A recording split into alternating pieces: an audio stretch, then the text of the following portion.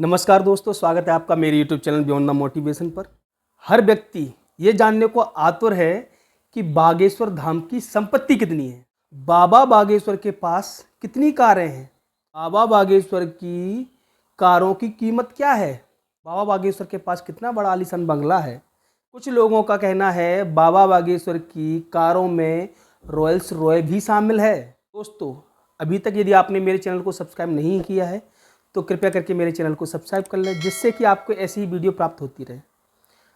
अभी हाल ही में बाबा बागेश्वर, जो कि धर्मगुरु हैं, धर्माचार्य हैं, सनातन की बात करते हैं, हिंदू राष्ट्र की बात करते हैं, वो काफ़ी फेमस है। वो लोगों के बीच में काफ़ी लोकप्रिय भी हैं और काफ़ी चर्चा के विषय भी हैं। अभी चर्चा का विषय बना हुआ है कि उनके पास संपत्ति कितनी है।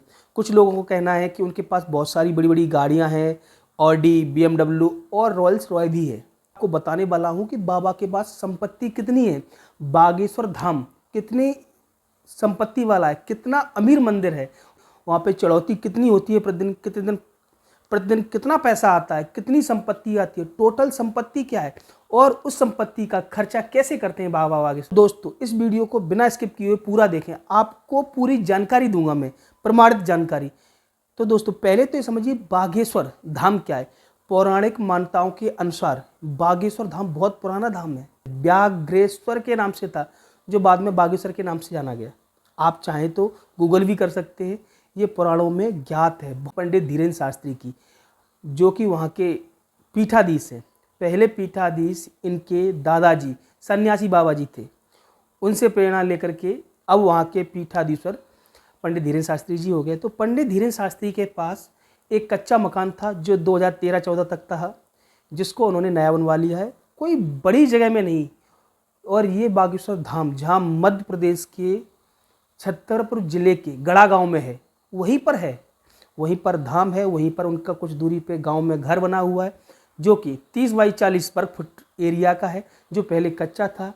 उनका जीवन बहुत गरीबी में बीता और कथा वगैरह करके और सत्यनारायण की कथा करके, रामचरितमानस का पाठ करके, छोटी छोटी पूजाएं करके जो पैसा उनके पास धन आता था, उससे उनके घर परिवार का लालन पोषण होता था।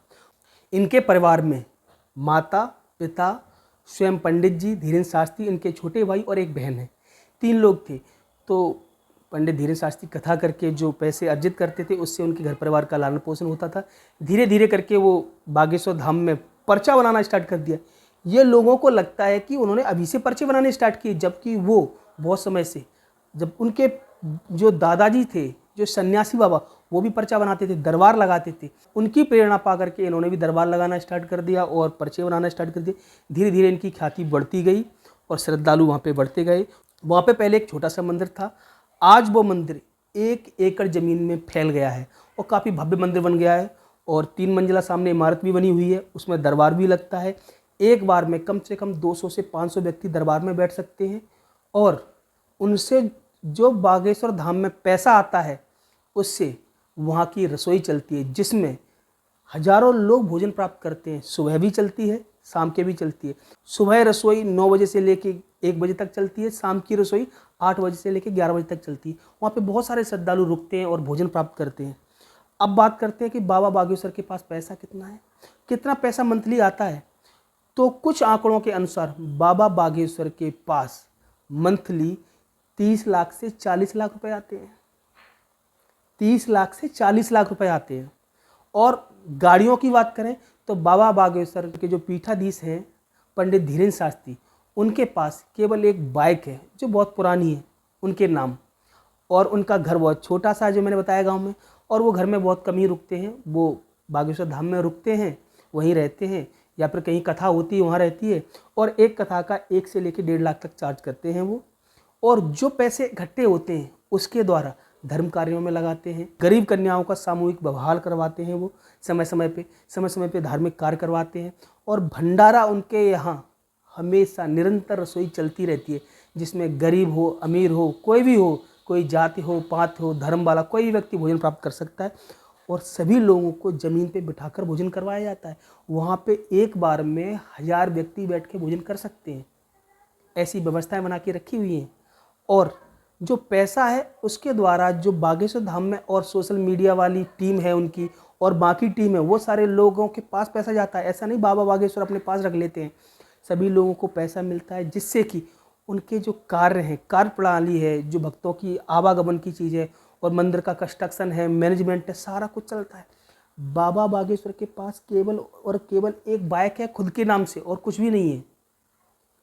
अब बात करते हैं कि बागेश्वर धाम जो सरकार है, पूरा सिस्टम है, उसके पास 5 छोटी छोटी गाड़ियां हैं। छोटी गाड़ियां मैं इसलिए बोल रहा हूँ क्योंकि पैसा आते ही लोग बड़ी बड़ी ब्रांडेड गाड़ियां खरीदते हैं, BMW, ऑडी वगैरह। बाबा बागेश्वर के पास इनोवा जैसी गाड़ियां हैं, 5 गाड़ियां हैं उनकी टीम के पास। 5 गाड़ियां हैं, उसमें एक बड़ी गाड़ी भी है, फॉर्च्यूनर गाड़ी भी है। और बाबा बागेश्वर के पास अभी उन्होंने 3 करोड़ की एक अलग ज़मीन ली है, जिस पर वो कैंसर हॉस्पिटल बनवा रहे हैं जन कल्याण के लिए। वो कहते हैं कि जितना भी मेरे पास पैसा आएगा वो मैं जन कल्याण में लगाऊंगा। वो अपनी जेब में कुछ भी नहीं रखना चाहते और वो कहते हैं मैं किसी से पैसे नहीं मांगता, अगर कोई देगा श्रद्धा से तो उसको मैं मना नहीं करता। जिसका हाल ही में वीडियो एक वायरल भी हुआ है, कथा में उन्होंने बोला है उनके पास ऐसी कोई खुद की संपत्ति नहीं है पंडित धीरेन्द्र शास्त्री के पास, लेकिन बागेश्वर धाम में 5 गाड़ियाँ हैं और बहुत सारा भव्य मंदिर बनाया हुआ है, अभी भी कंस्ट्रक्शन चल रहा है और रसोई उनकी निरंतर चलती रहती है, अमीरों के लिए, गरीबों के लिए, कोई भी आए जाए।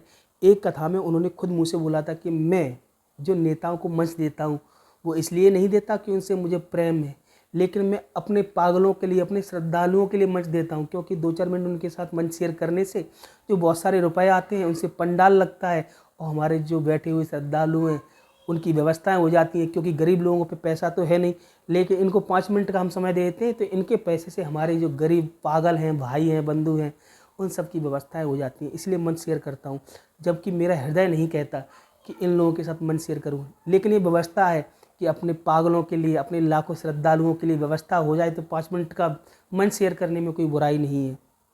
तो दोस्तों आज के वीडियो में बस इतना ही। मेरे वीडियो को लाइक करें, कमेंट करें, आप क्या जानना चाहते हैं आप कमेंट करके मुझसे पूछ सकते हैं और मेरे चैनल को सब्सक्राइब कर लें। मिलते हैं किसी नई वीडियो, नई जानकारी के साथ, तब तक के लिए धन्यवाद।